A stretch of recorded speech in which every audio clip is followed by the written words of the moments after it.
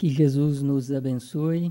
Em nome da casa, nós saudamos a todos e que possamos, nesse momento, nos entregar ao auxílio da espiritualidade aqui presente, para que os nossos amigos espirituais, sempre apostos, possam se utilizar destes momentos de interiorização para nos encorajar, para purificar as nossas vibrações, para nos dar uma fortaleza de ânimo renovada que nos auxilie nas nossas atividades do dia a dia. Por vezes, ao lermos os jornais, ao assistirmos à televisão, nós ficamos perplexos com determinadas notícias e muitas vezes, ao tentarmos encontrar uma explicação para certos eventos, certas circunstâncias da vida, muitas vezes nos perdemos e não encontramos uma explicação segura, uma explicação que seja favorável dentro daquilo que acreditamos como sendo uma justiça maior que rege a existência de cada um de nós. Um exemplo de circunstância assim foi o acidente que ocorreu com o piloto alemão Michael Schumacher. Após mais de uma década como corredor de Fórmula 1, uma pessoa muito dedicada à sua profissão, se envolveu em poucos acidentes e saiu ileso de todos eles, sem grandes consequências. Foi um grande campeão por várias vezes, bateu inúmeros recordes, se aposentou, retornou à Fórmula 1 e, ao se aposentar pela última vez, ao se dirigir aos Alpes franceses para um passeio de férias, se acidentou ali naquele local e entrou em coma profundo por aproximadamente 1 ano. E, ao sair do coma, os médicos verificaram que teria ficado paraplégico, com dificuldade para falar, para se expressar e com muitos problemas de memória. Ou seja, se tornaria, a partir de então, uma pessoa praticamente inválida. E ficamos a nos perguntar, por que será que isso aconteceu com uma pessoa que durante a existência toda se colocou frente a inúmeros riscos, sem que nada ameaçasse a sua integridade? E depois da sua aposentadoria, quando a sua profissão já não ameaçava a sua integridade física, ele vem a receber aquele acidente, casualmente, sem que tivesse nenhuma explicação, e permanecer neste estado. Como explicar isso? Um outro acontecimento do grande presidenciável Eduardo Campos, e sempre dizemos assim, grande, em relação àquelas pessoas que não concretizaram aquela tarefa que muitas vezes nós enxergaríamos como promissora. Foi assim com Tancredo Neves, por exemplo. Até hoje nós gostaríamos que Tancredo tivesse assumido a presidência da República, porque fica aquele devaneio, uma espécie de sonho. Talvez teria sido muito bom, inclusive muitos eleitores que não votariam em Eduardo Campos, após o acidente aéreo, passaram a se declarar: se ele estivesse vivo, eu iria votar nele, porque descobrimos, de uma forma até mágica, que era um sujeito muito bom, que era um político que muitos o consideravam honesto, que é idolatrado pelo seu povo, pelo seu Estado, e merecedor, sim, do voto de muitas das pessoas aqui presentes. Mas não tivemos a oportunidade de votar nele. Ele que fez uma carreira grandiosa na política, tendo sido governador do seu estado, candidatou-se à presidência da República e 1 semana antes do acidente que tirou a sua vida, ele pôde declarar em um determinado local em que estava com algumas pessoas para proferir uma divulgação da sua campanha. Ele, ao chegar atrasado, brincou ali com os presentes, dizendo: o avião teve uma falha, por isso nós atrasamos. E ele sorriu de maneira enigmática e disse: ainda bem que ele estava no chão. E 1 semana depois, o mesmo avião que o levava de um lugar para o outro sofreu um acidente. Até hoje com poucas explicações, não tendo encontrado uma explicação favorável, e Eduardo Campos deixou o corpo físico, deixou a sua família, tendo inclusive sido gravadas algumas mensagens subliminares uma semana antes, quando ele estava ali com a sua família, com o seu filho, com a sua esposa, e algumas pessoas diziam: parece até que ele sabia que o acidente iria ocorrer.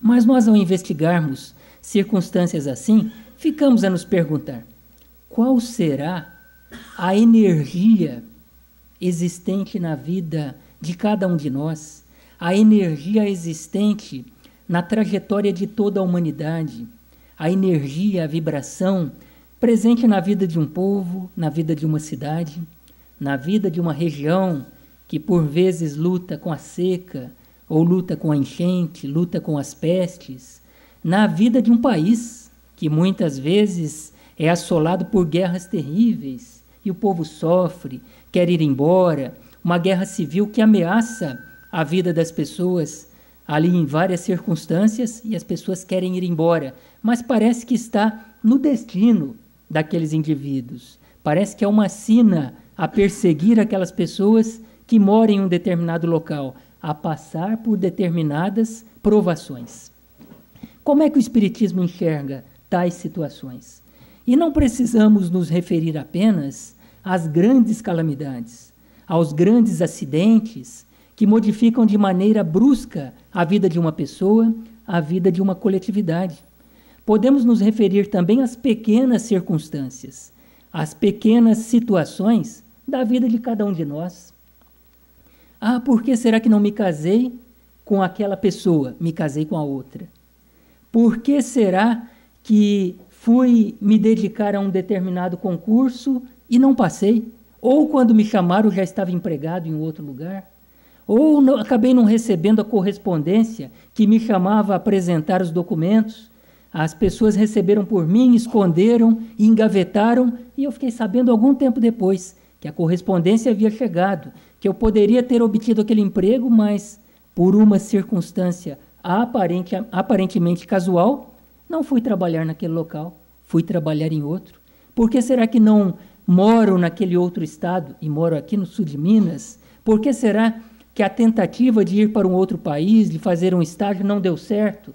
E uma outra circunstância que eu nem procurava acabou batendo às portas da minha casa, me chamando para uma determinada situação que eu não queria.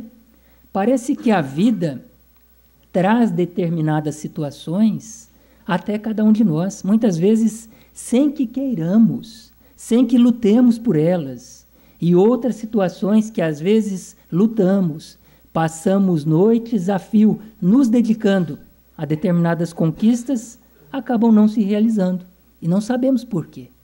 A impressão que temos, sim, é de que existe uma energia em torno de nós.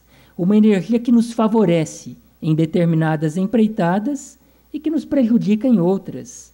Não para que sejamos criaturas com insucesso, mas a impressão que temos do fundo do coração é que a vida sempre reserva a cada um de nós o melhor, as experiências de que carecemos para o nosso engrandecimento, nesse palco existencial, provisório, nessa escola em que todos nós estamos inseridos, que é o nosso planeta Terra. Existe uma lei da física, uma lei formulada por Isaac Newton, é a terceira lei de Newton, uma lei que poderíamos aqui nos lembrar dela e que tem a ver com essas situações aparentemente inexplicáveis. Newton nos diz, na terceira lei, se um corpo A aplica uma força sobre um corpo B, receberá uma força com a mesma intensidade, com a mesma direção, só que em sentido oposto. Então, quando eu caminho, quando eu ando, a força que os meus pés empregam sobre o chão gera em contrapartida uma outra força do solo contra o meu pé. Uma força que é da mesma intensidade da força que os meus pés estão utilizando, da mesma direção, só que no outro sentido, num sentido oposto. E é uma lei da física, uma lei que rege o mundo físico da Terra, mas também uma lei divina. Porque todas as leis que regem o mundo físico são leis divinas também, já que Deus é o Criador de todas as coisas e a criação do próprio planeta Terra passa pela batuta de Deus, passa pela batuta dos nossos superiores. A lei da gravidade, uma lei divina também. Um corpo que cai é lei divina, só que uma lei que rege o mundo físico, assim como existem as leis morais. E a terceira lei de Newton é uma lei que se emprega tanto ao mundo físico quanto também às questões morais. Claro que a lei de Newton, que se aplica às questões morais, não é idêntica à terceira lei formulada por Isaac Newton, como passaremos a abordar a partir de agora. Mas esta lei é estudada pelo Espiritismo. É a chamada lei de ação e reação. Outros a denominam lei de causa e efeito. Tudo aquilo que eu faço retorna para mim. Diria Newton, com a mesma intensidade, com a mesma direção, só que em sentido oposto. Isso existe também com relação às questões morais. Por isso, quando alguém diz assim para mim, aqui se faz, aqui se paga, tome cuidado, eu já fico alerta. A minha atenção já fica mais acentuada, porque eu sei que isso é verdadeiro, embora não seja aplicado ao pé da letra. Os hindus já estudavam essa lei de ação e reação, mas com outro nome. Antes mesmo do advento do Espiritismo, é conhecida como lei do karma. Karma significa ação. Então, tudo aquilo que eu faço vai ter uma contrapartida. Só que os hindus, eles aplicam de maneira muito categórica a lei do karma. É aquela lei que já estava lá nos códigos antigos, nos primeiros códigos do direito conhecido, a lei de Talião, olho por olho, dente por dente. De maneira que Moisés, lá no Antigo Testamento, prescreveu a lei de Talião, se você matar um semelhante, corte o braço. A adúltera era apedrejada até a morte. Lei de Talião. O que você faz para os outros, você tem que pagar. Claro que um código muito arcaico, que jamais poderia ser aplicado nos dias atuais, mas é uma lei de Talião e que tem a ver com a lei conhecida pelos hindus, que é conhecida como lei do karma. Mas a vida já se encarrega de fazer isso, só que com os seus ajustes, com determinadas situações que tornam a lei mais favorável, a lei mais branda, porque ainda bem que nós não recebemos imediatamente tudo aquilo que nós fazemos com os outros. Porque se assim fosse, a nossa vida aqui na Terra se tornaria insuportável. Imagine-se diante da primeira fofoca que eu faço, eu ficasse impedido de formular uma palavra, ficasse gago ou mudo, a maioria aqui não conseguiria articular uma palavra, inclusive eu, que estou dizendo. Por isso que a providência divina, o que faz conosco? Ela vai nos dando um tempo. Olha lá aquele indivíduo, só faz bobagem e nada acontece com ele, mas é assim mesmo, porque tem que dar tempo para a pessoa pensar sobre as suas atitudes. Não é assim que os pais fazem com as crianças? Eu tenho um filho novo, aí às vezes eu sou muito rígido com ele. Aí vem uma voz e fala, calma, vamos ser mais brando com seu filho, porque você está matando a planta. Se o menino sobe num determinado lugar, desce daí, mas não pode fazer nada. Se o menino está brincando com a mangueira, dentro do box, tomando banho, a água está acabando, meu filho, vamos parar com isso. E se ele continua, eu já tiro de lá com a maior força, o menino chorando, e não pode fazer nada. Final de semana, aí tem que ir para a escola durante a semana, e final de semana, não pode fazer nada. Está subindo da estante, desce daí, menino. Ou seja, não pode fazer nada. Não é assim que nós fazemos com os nossos filhos. A gente vai dando um tempo. Vai lá na estante, corre atrás. Fica lá segurando, né? Quer brincar com a mangueira? Mas só um pouquinho, tem que ser rápido. Mas também não pode ser muito rigoroso, senão a criança também não se desenvolve. A criança quer brincar com tinta na sala. Não. Com tinta na sala não tem bom prognóstico. Mas se eu não deixar a criança fazer nada, como é que ela vai se desenvolver? Então, quer brincar com tinta? Vamos para um outro lugar, vamos tomar conta de você, vamos dar os materiais necessários para o seu aprendizado. Assim que nós fazemos com os filhos, deixando que eles se desenvolvam. Assim também faz a providência divina conosco. Muitas vezes nós cometemos as maiores loucuras, os maiores desatinos, e o que a vida faz? Vai deixando ele se desenvolver, que uma hora essa onda passa, uma hora ele acerta. Às vezes ela é mais rígida, mais brusca. Chega um momento, como disse um companheiro aqui recentemente, em que há necessidade da separação do joio e do trigo. É um momento em que as nossas experiências são mais rígidas, são mais duras. A vida já não nos permite uma liberdade tão grande. Mas há um tempo na caminhada espiritual de cada um de nós em que nós temos uma liberdade maior. E isso é necessário para o próprio desenvolvimento do espírito, para que as suas potencialidades não sejam sepultadas antes do tempo. Então está falando muita coisa que não presta. Deixa ele falar um pouquinho, que uma hora isso muda. Ah, está fazendo aquilo lá, não é bom, olha como é que ele emprega o dinheiro. Não é assim que se emprega o dinheiro, mas tem que aprender, não tem outro jeito. Então tem que ter a liberdade para a própria experienciação. Mas existe a consequência em tudo aquilo que nós fazemos, de acordo com o grau de consciência de cada um de nós. Por isso Jesus dizia assim: a cada um será dado segundo as suas obras. Esta frase é de Jesus, está ali presente no Evangelho. O que significa isso? A cada um segundo suas obras. Significa que todos os dias da nossa experiência, nós estamos colhendo a nossa própria semeadura. Podemos colher a nossa semeadura após o fim do nosso estágio no corpo físico. É o que as pessoas estudavam como sendo o céu, o inferno. As religiões tradicionais falavam muito sobre isso, falam sobre isso. Ah, quando você morrer, você vai para o céu, ou vai para o inferno. Inferno, região de sofrimento. O céu é uma região onde a pessoa irá receber tudo de bom que ela fez aqui na Terra. É lei de ação e reação, da mesma forma que nós estudamos hoje. Mas nós não precisamos esperar a morte do corpo físico para encontrar o resultado da nossa semeadura. É claro que no Espiritismo nós temos um entendimento sobre céu e inferno um pouco diferenciado. Porque céu e inferno nós não precisamos morrer para encontrar. Nós já encontramos aqui mesmo, diariamente. Tem dias que eu acordo e fico, por exemplo, umas 2 horas acordado e de repente eu penso, puxa vida, mas que estado é esse?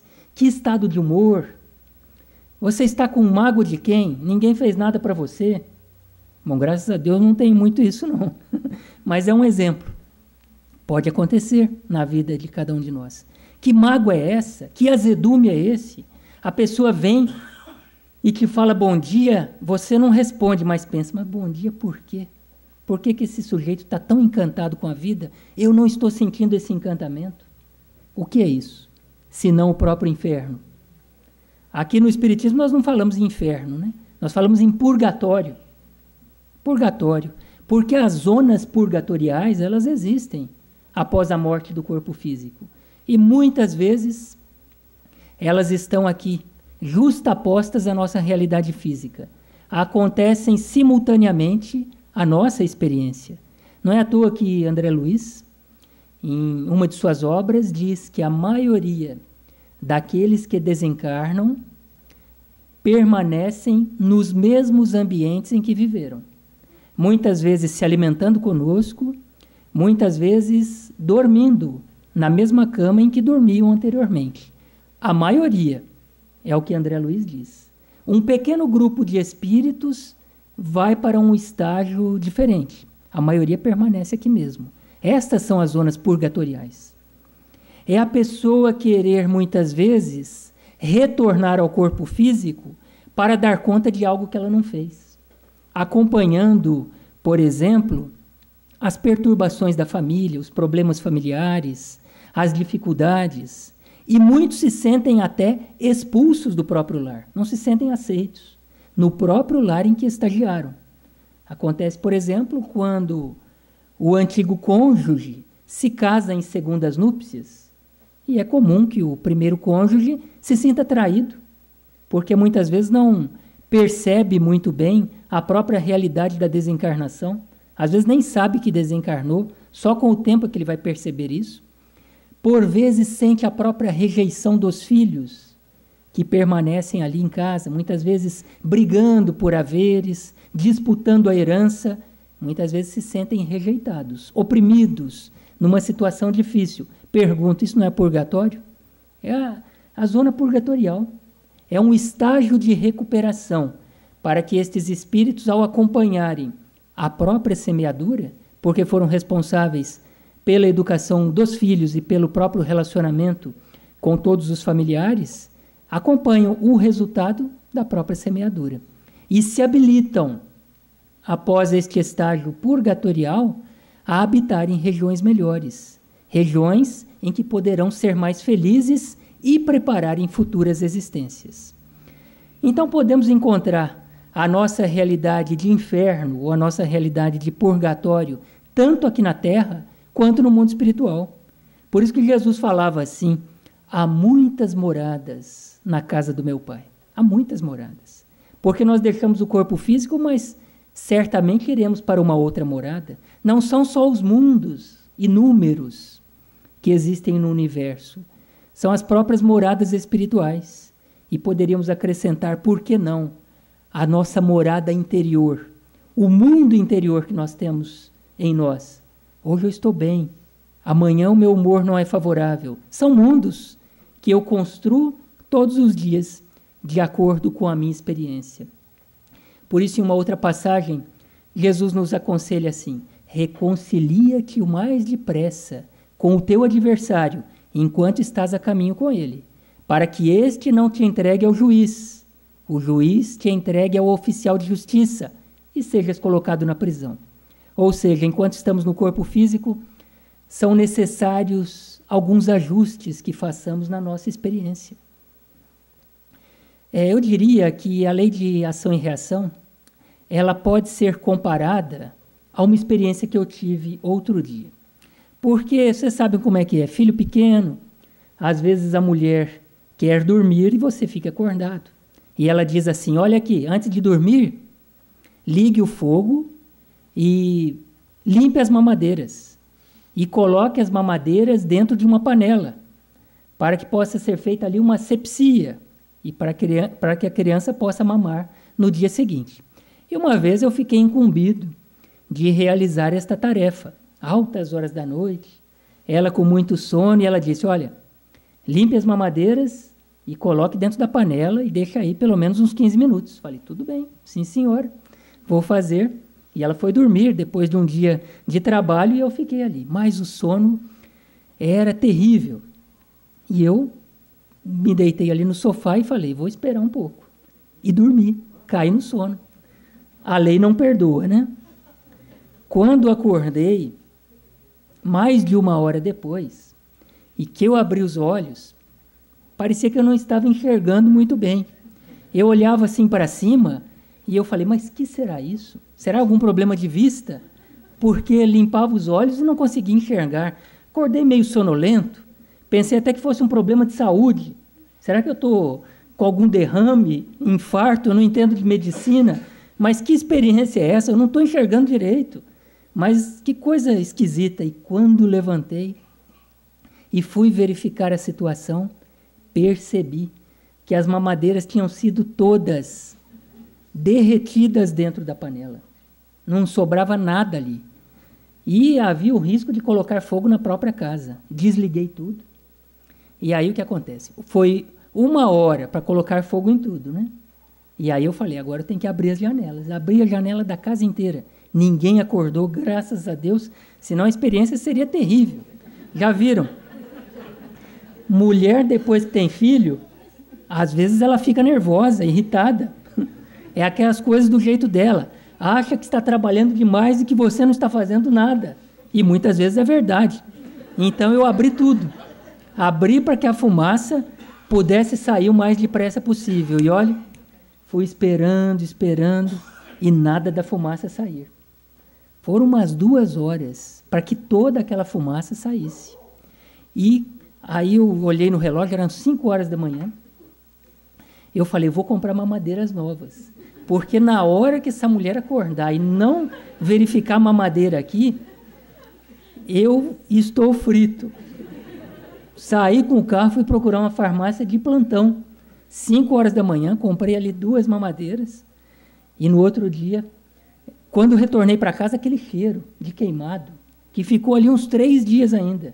E no outro dia as mamadeiras estavam ali, todas prontas para o uso, porque eu fiz questão de lavá-las e fervê-las da maneira correta.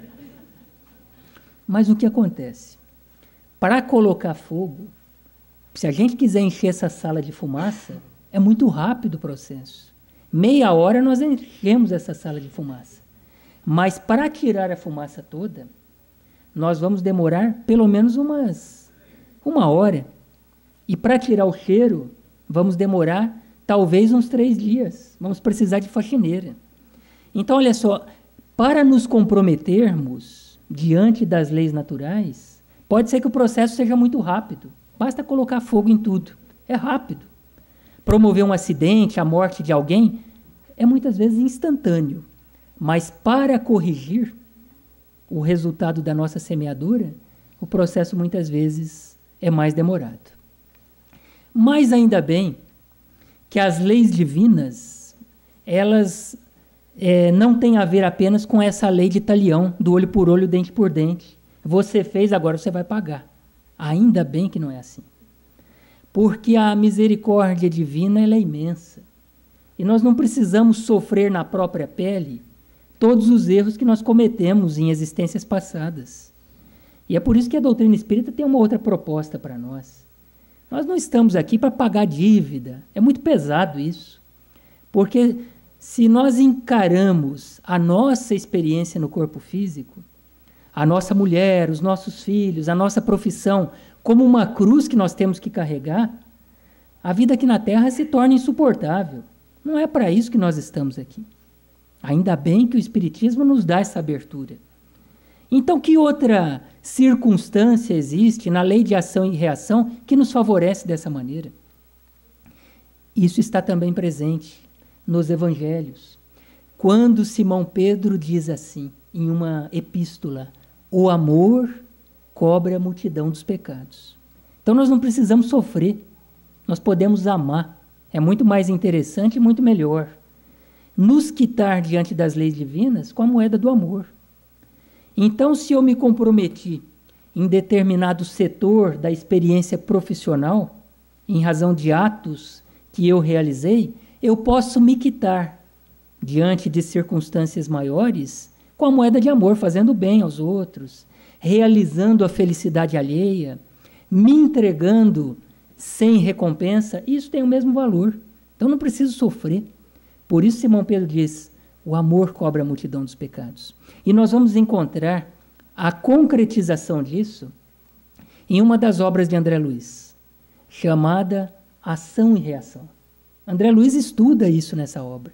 Uma obra muito interessante, que trata, inclusive, das tragédias coletivas. Muitas vezes acontece um determinado acidente, muitas pessoas desencarnam naquela situação, como ocorreu no incêndio do edifício Joelma, em São Paulo, ou na tragédia do circo de Niterói.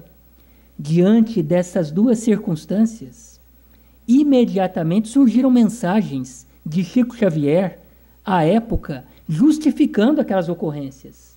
Eram todos os espíritos envolvidos, tanto no incêndio do edifício Joelma, quanto na tragédia do circo em Niterói, que foi na década de 70, em que muitas pessoas estavam ali dentro do circo e o circo pegou fogo. E existiam ali animais com as patas para cima, pessoas sendo pisoteadas na tentativa de fuga, pessoas com seu corpo em chamas. Muitos pereceram ali naquela tragédia.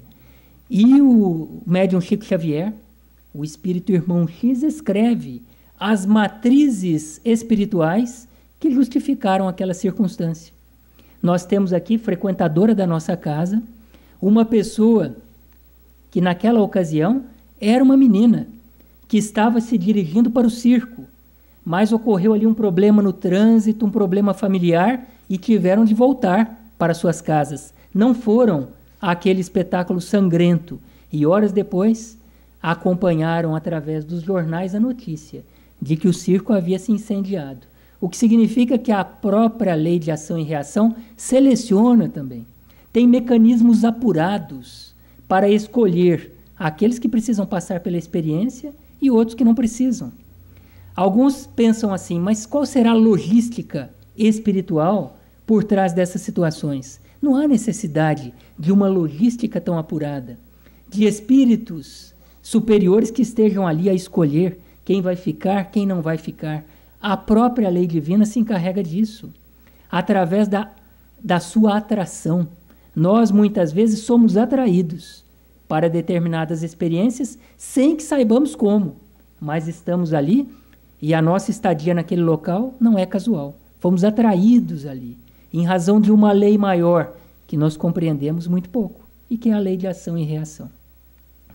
Mas a moeda de amor, no livro Ação e Reação, André Luiz nos coloca também, a respeito da experiência de uma das personagens do livro, chamado Antônio Olímpio. Quando encarnado, o que fez o Antônio Olímpio? Ele tinha 2 irmãos, o pai desencarnou e deixou uma fazenda para os 3. E os 3 herdariam a fazenda. Mas Antônio Olímpio percebeu que os outros 2 irmãos tinham outra intenção. Não queriam realizar na fazenda o sonho dele. Tinham outras intenções. Então o que ele fez? Sujeito ambicioso, deu um determinado líquido para que os irmãos bebessem. Era um líquido entorpecente. E convidou os irmãos para um passeio de barco, num lago que existia ali na propriedade. E ao chegarem no meio do lago, verificando que aquela bebida havia feito efeito, ele empurrou os irmãos no lago de maneira que eles se afogassem e morressem. E ele mesmo então se atirou nas águas, ele que não havia bebido o líquido entorpecente, e nadou até as margens. E tudo foi colocado diante das autoridades como sendo um mero acidente. Ou seja, matou os 2 irmãos para ficar com a fazenda só para ele. Existe isso ou não? Existe até hoje, né? Até filho que mata pai. Então não é nenhuma circunstância absurda, isso sempre aconteceu na história da humanidade.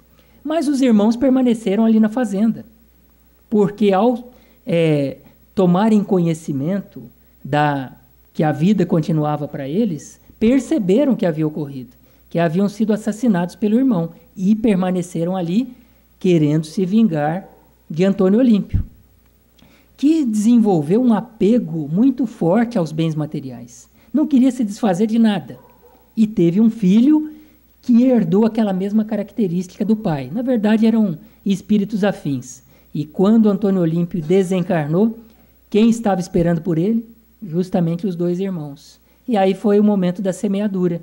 Foi o momento em que ele mais sofreu, vampirizado pelos 2 irmãos que o obsidiaram de maneira terrível. Se nós fôssemos programar uma nova existência para o Antônio Olímpio, o que é que nós faríamos com ele? Eu tenho certeza, muitos estão pensando assim, vai nascer num lugar pobre, não vai ter nada para comer, né? Foi ambicioso, agora vai sofrer. E o livro conta qual foi a futura existência do Antônio Olímpio. Sabe o que aconteceu com ele? Ele deixou um filho na fazenda, né? Reencarnou como filho, como neto dele mesmo. E passou a ser o proprietário de tudo novamente. Mas que injustiça, alguns vão pensar. Mas que chance é essa que a providência divina dá para um homem que matou os 2 irmãos para ficar com a fazenda só para ele? Agora ele vai ser dono de tudo novamente. Foi isso que os engenheiros da espiritualidade verificaram ser o melhor diante das necessidades do Antônio Olímpio. Passou a ser dono de tudo. Mas não pensem que foi uma encarnação fácil. Seria uma encarnação muito dura, onde ele teria desde cedo que trabalhar na lavoura, não teria muito tempo para o seu aperfeiçoamento pessoal, para estudar, teria muitas dificuldades. Seria uma reencarnação de porta estreita, uma encarnação difícil. até que na maturidade, ao se casar novamente, ele teria 2 filhos. Quem? Os 2 irmãos, para restituir aos antigos irmãos a vida que ele havia tirado dos 2 e a própria fazenda. E os 2 irmãos, então, seriam donos de tudo. O amor cobre a multidão dos pecados. É o que diz Pedro. Essa história é emblemática para nos mostrar esta realidade. Nós não estamos aqui para sofrer, nós estamos aqui para nos regenerar, para construir novas relações com as pessoas com as quais nutrimos um determinado compromisso. Então, nada da gente olhar para aquela pessoa e falar assim, não vou com a cara desse sujeito, mas nós estamos aqui para nos acertar com ele. É o que dizia Jesus, reconcilia-te com teu adversário, enquanto estás a caminho com ele, para que este não te entregue ao juiz, o juiz te entregue ao oficial de justiça e sejas colocado na prisão. Nós estamos aqui para aprender a ciência, a arte de amar, para nos reajustarmos com as situações problemáticas para cada um de nós. Por isso que nós não temos muitas vezes na vida aquilo que queremos. Nós não temos muitas vezes na vida aquilo que nós realizamos melhor. Ah, mas eu seria tão feliz fazendo aquilo. Mas você tem outras necessidades. Mas seria tão melhor se fosse desse jeito? Não é necessário questionar isso. Se não é daquele jeito, é porque tem uma situação melhor de acordo com as nossas necessidades. Nós muitas vezes aqui nutrimos determinadas ilusões, acreditando que estamos no corpo físico para certas realizações no campo financeiro, no campo da vaidade, no campo intelectual, mas não é este o objetivo da vida a respeito de nós. Porque o que adianta para nós chegarmos ao final de uma existência com alto cabedal de patrimônio, com uma situação financeira extremamente favorável, com os diplomas que sonhamos, com todos os títulos que tentamos conquistar durante a existência, se as situações mais importantes diante do próximo, diante dos adversários ou diante de nós mesmos não ficarem muito bem concluídas. Por isso o Espiritismo vem nos alertar, vem nos mostrar esta realidade da existência, o objetivo da vida, essa vida curta. Quanto dura? Se muito, 60, 70, 80, por mais que queiramos, não realizaremos todos os nossos sonhos no corpo físico em uma única existência. O próprio limite temporal da existência no corpo não permite isso. Vamos ter certas realizações, mas não teremos realizações integrais, porque existem outros objetivos maiores a respeito de cada um de nós. Este livro ainda, Ação e Reação, nos fala sobre certas situações que podem acontecer diante do nosso planejamento encarnatório, diante do mapa que é traçado para nós antes do mergulho no corpo físico. Se trouxemos para esta existência determinados débitos, diz a obra Ação e Reação, que nós podemos, por exemplo, agravar os débitos. Pode acontecer isso. A pessoa sair com uma conta negativa de R$1.000 e voltar com uma conta negativa de R$2.000 na contabilidade divina. É a situação do débito agravado. A obra Ação e Reação conta, por exemplo, a história de Marcela, que tinha uma irmã chamada Zilda e tinha um esposo chamado Jorge. Então eram os 3 ali. Aí o que aconteceu? Numa existência anterior, uma das irmãs se apaixonou pelo Jorge. Queria se casar com o Jorge, mas a outra irmã ficou apaixonada pelo mesmo homem. E a situação foi se aprofundando até que ela traiu a própria confiança da irmã. Acabou se casando com o Jorge no lugar da outra. Aí o que aconteceu? Reencarnaram. Reencarnaram e uma das irmãs iria renunciar. Nesta segunda encarnação, sim, elas eram irmãs. Na primeira encarnação, não. E nesta segunda encarnação, como irmãs, uma delas a Marina ficaria apaixonada pelo Jorge, mas verificaria que o Jorge já tinha uma pretendente, que era sua irmã Zilda, e iria renunciar ao amor daquele homem. E novamente o que aconteceu? A Marina quis ficar com o Jorge. E a irmã se suicidou ao verificar aquela situação. E depois que ela se suicidou, ela retornou de que maneira? Como filha problemática da própria Marina. Esta é uma situação que conta André Luiz, uma situação de débito agravado, porque ela não precisaria daquela experiência, mas teve uma filha não programada, que era uma filha problemática, uma menina que chorava dia e noite, e aquilo era consequência da própria desordem perispiritual causada pelo suicídio daquela personagem chamada Zilda. E a Marina teve que segurar aquela situação difícil, uma situação de débito agravado. Pode ser que existam encarnações de débito estagnado. É uma encarnação em que o espírito não vai se livrar de uma carga muito grande, mas também não vai se comprometer muito. O exemplo que André Luiz cita é o exemplo de Poliana, que tinha um filho chamado Sabino, que era um anão. O Sabino mal se levantava da cama, ele era anão, só ficava na cama, tinha problemas mentais. E quando os mentores se aproximaram de Sabino, verificaram que na tela mental dele apareciam apenas imagens da corte europeia, onde ele era um indivíduo muito influente, muito poderoso, mas ele ali preso ao leito, anão, com problemas mentais, mal conseguia pronunciar uma única palavra. Era um sujeito inválido, mas na tela mental dele se processavam imagens de uma encarnação passada. E ele dependia para sobreviver da sua mãe, que era Poliana, uma cúmplice dele de uma encarnação passada. E os mentores estavam ali justamente para socorrer a Poliana, porque ela estava com um problema grave de saúde e poderia desencarnar a qualquer momento. E diziam os mentores, se ela desencarnasse, a Poliana, o Sabino desencarnaria também. Mas por quê? Justificavam eles. Porque existia entre os dois um elo tão forte, uma cumplicidade tão intensa, que um alimentava energeticamente o outro.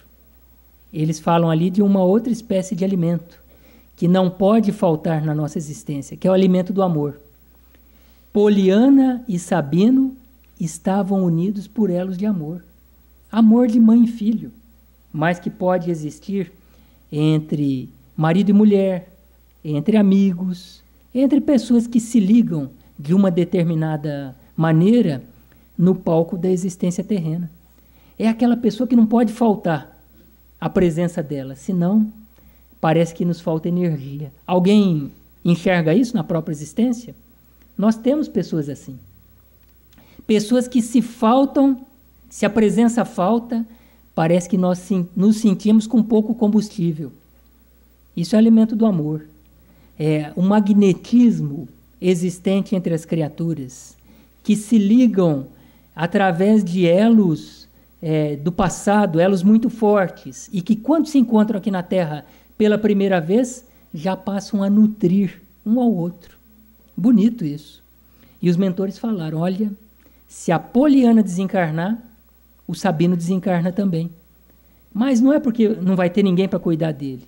Porque existem instituições de assistência social que podem receber o Sabino, podem dar comida na boca dele, podem levá-lo para tomar banho de sol, mas não seria a mesma coisa, porque faltaria o alimento magnético que só a Poliana, mãe dele, poderia proporcionar, em razão da ligação tão forte existente entre ambos.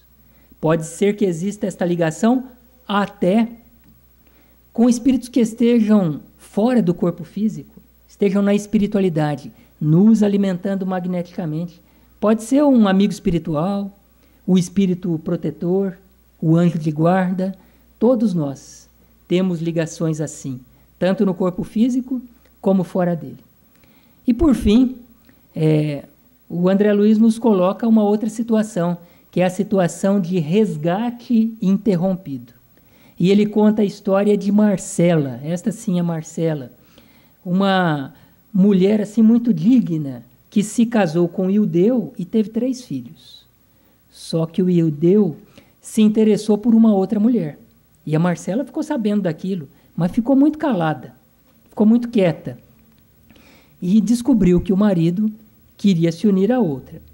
E tinha filhos muito pequenos, filhos novos, não eram crescidos, filhos que necessitavam da assistência dele. E o que aconteceu é que ela descobriu aquela situação e o marido resolveu matar a mulher. Aí que é o problema grave que surgiu na existência dele. Porque ele resolveu matar a mulher porque não suportava mais. E queria simular um assalto, uma espécie de assalto. E na calada da noite, ele se aproxima da mulher para assassiná-la e os mentores se aproximam para promover o socorro. Uma das crianças que estava no quarto tem um sonho, um pesadelo, e grita, acorda no meio da noite e diz assim: papai, não mate. E todos acordam na casa, a esposa acorda, verifica o marido com a arma em punho e a Marcela tem uma interpretação. Ela diz assim: Ildeu, não faça isso. Se você quer se unir a outra mulher, siga o seu caminho, mas não cometa o suicídio. Deu uma interpretação favorável ao marido, achando que ele iria se suicidar, mal suspeitando que ele iria, na verdade, matá-la. E o Ildeu, então, vai embora e larga as 3 crianças com a Marcela. E os mentores colocam como sendo uma situação de débito agravado, porque ele tinha compromisso com aqueles 3, porque numa outra encarnação estavam todos envolvidos, e ele acabou perdendo a sua oportunidade.